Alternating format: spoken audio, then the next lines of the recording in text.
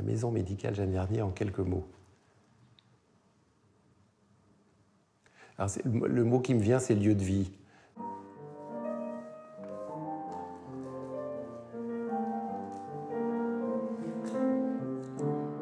Dans une société où on cache la mort, où on ne veut pas voir la mort, savoir qu'il y a un lieu où on peut aller jusqu'au bout et on prend son temps. Et ça ne sera pas caché, c'est accompagné, quoi. C'est parce que c'est la vie qui va jusqu'au bout, quoi. Ben ça, c'est unique.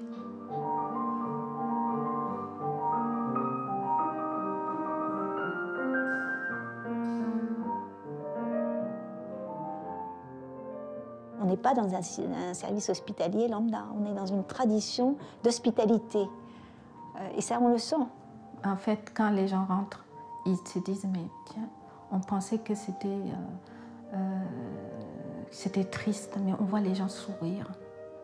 C'est la vie qui continue, on fait un bout de route ensemble et puis on rigole.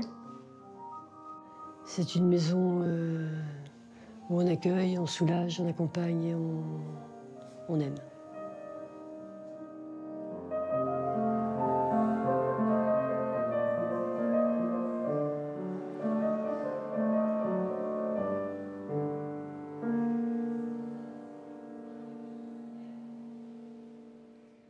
Tout a commencé avec Jeanne Garnier, Jeanne Garnier-Chabot, qui donc est une jeune lyonnaise d'après la Révolution, puisqu'elle est née en 1811. Elle est éduquée chez les bonnes sœurs de la Visitation. Elle va aider au commerce des parents jusqu'à ce qu'elle rencontre alors Étienne Garnier. Et elle donc a 21 ans, elle épouse ce monsieur Garnier. Elle a eu le malheur de perdre d'abord un petit garçon à la naissance, et puis ensuite de perdre son mari. Et tout de suite après le décès de son mari, elle a perdu une petite fille qui est donc décédée en nourrice. Et c'est progressivement qu'elle reprend pied. Elle reprend pied en allant dans sa paroisse, renouant un peu avec la foi de son enfance, mais qu'elle n'avait pas beaucoup approfondie. Elle va donc dans les activités qu'on lui proposait, à savoir de visiter des malades chez eux. Et là, alors, elle a des grands chocs, parce qu'elle rencontre des gens qui sont vraiment dans une situation, mais alors on dirait aujourd'hui, de grande misère.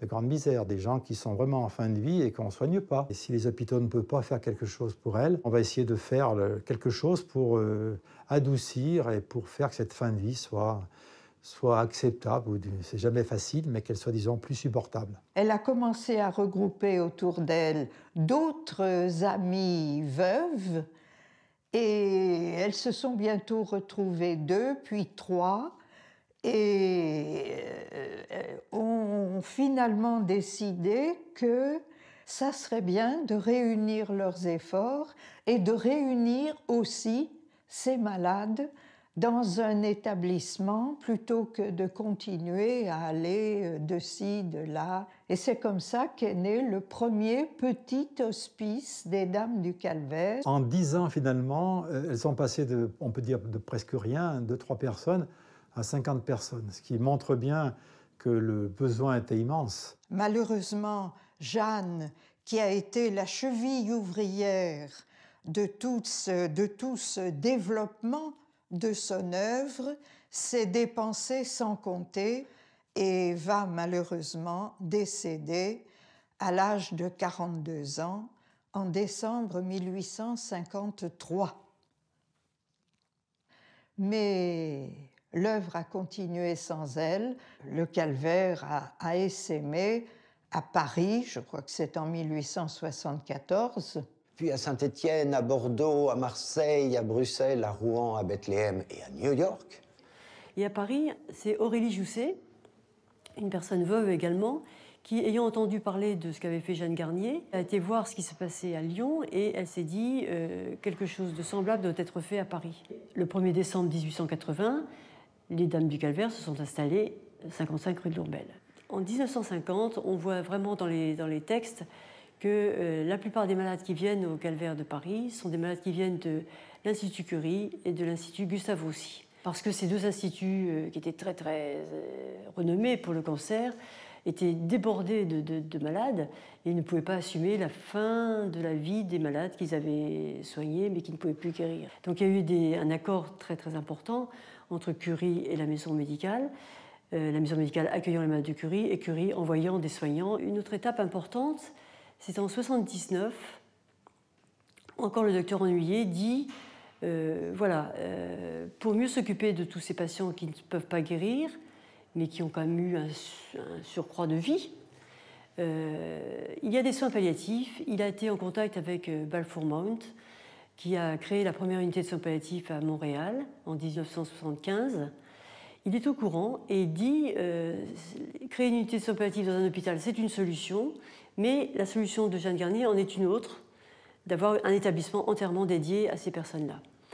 Et ça correspond à ce que venait faire Cecil Saunders à Londres en 1967, de créer Saint-Christopher Hospice.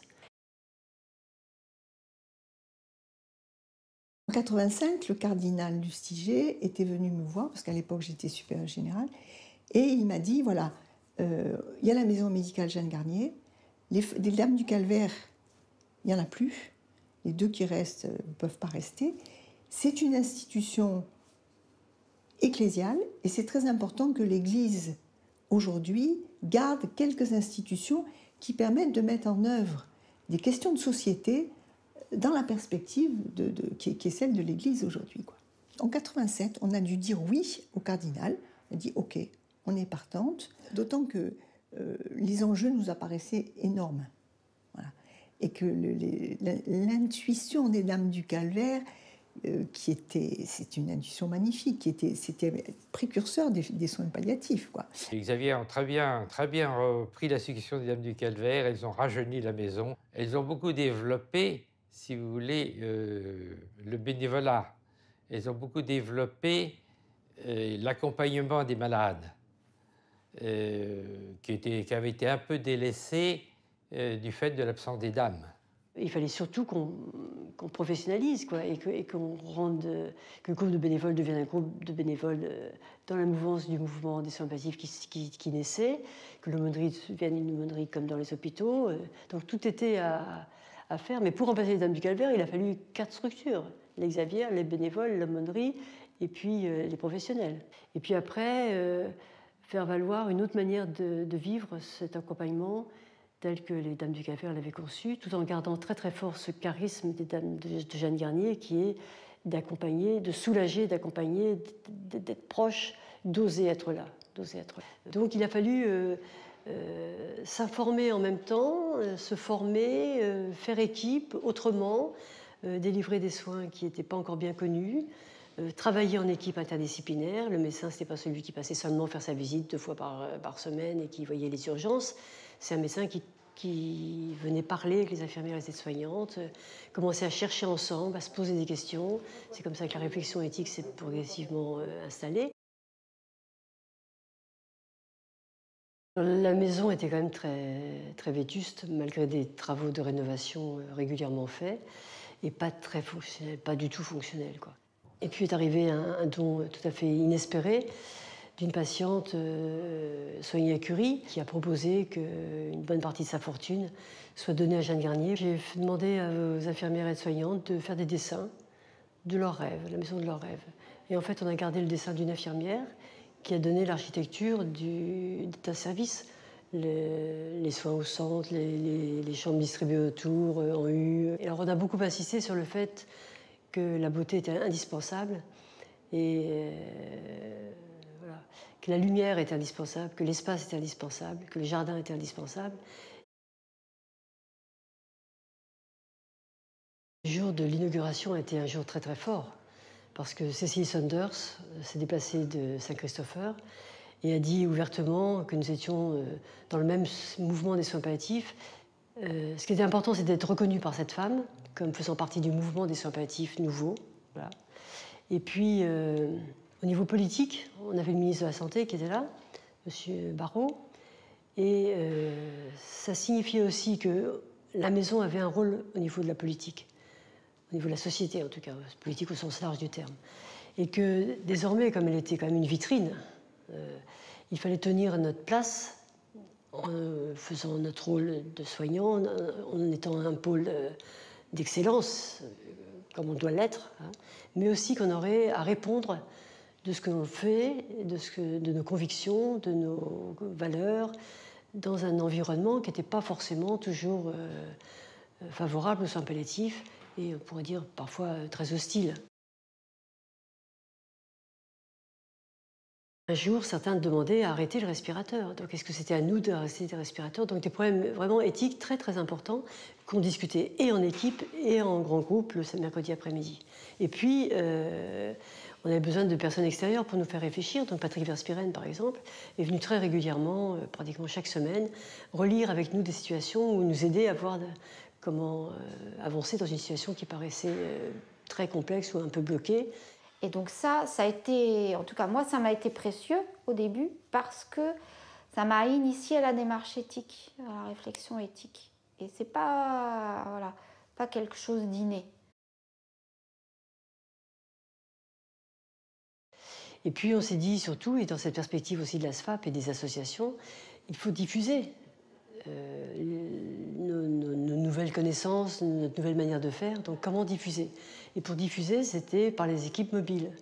Donc des équipes mobiles formées par Jeanne Garnier allaient dans différents hôpitaux pour conseiller ceux qui étaient dans l'embarras et qui le demandaient, qu'il fallait avoir une évaluation, des conseils thérapeutiques pour des patients qui étaient voilà, en fin de vie ou qui ne pouvaient plus guérir ou qui avaient des symptômes très pénibles à soulager, qu'on ne savait pas soulager. Voilà. On était sollicité, alors Marie-Sylvie essentiellement, hein, on était sollicité pour intervenir à l'extérieur et dire ce que l'on faisait. Et c'est là qu'a été mise en place, a été pensé le fait de faire un pôle de formation carte soins palliatifs. Ce qui est intéressant là-dedans, c'est de partager l'état d'esprit. C'est pas juste telle situation, tu fais ça et machin, même si c'est quelque chose d'intéressant.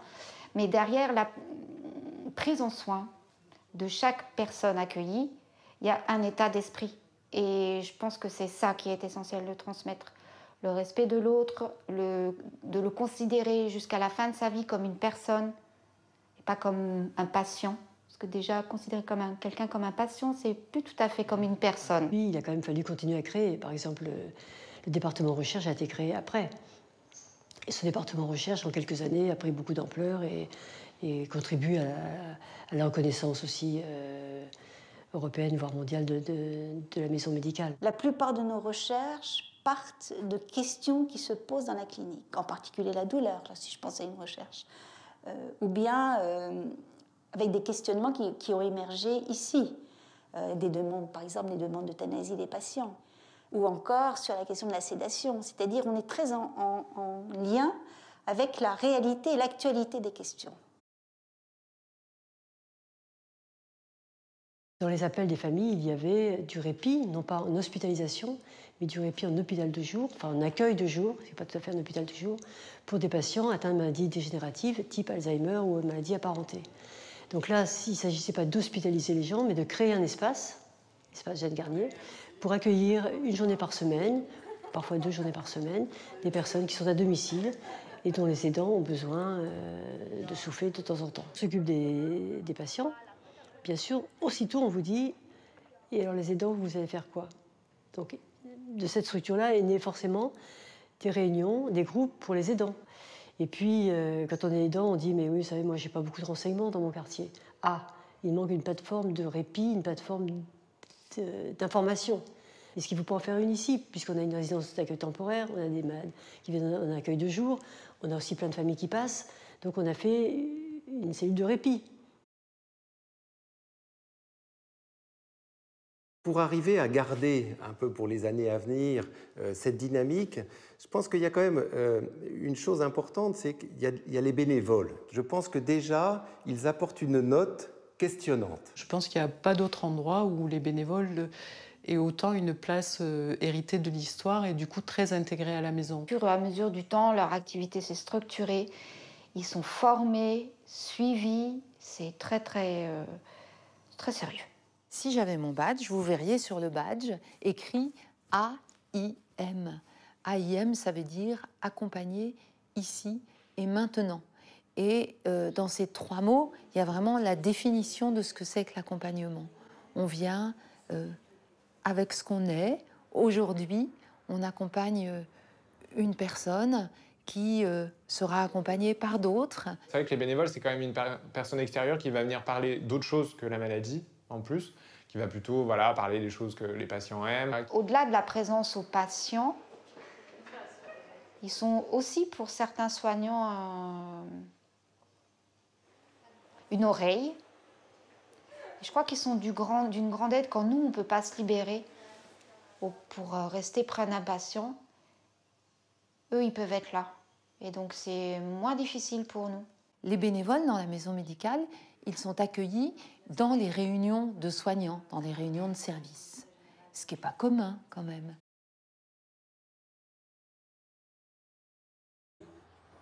J'ai pas su tout de suite qu'il y avait des Xavier, je crois, présentes. Ça me disait pas grand-chose. Je connaissais pas trop cette communauté. Je suis pas très érudite en la matière.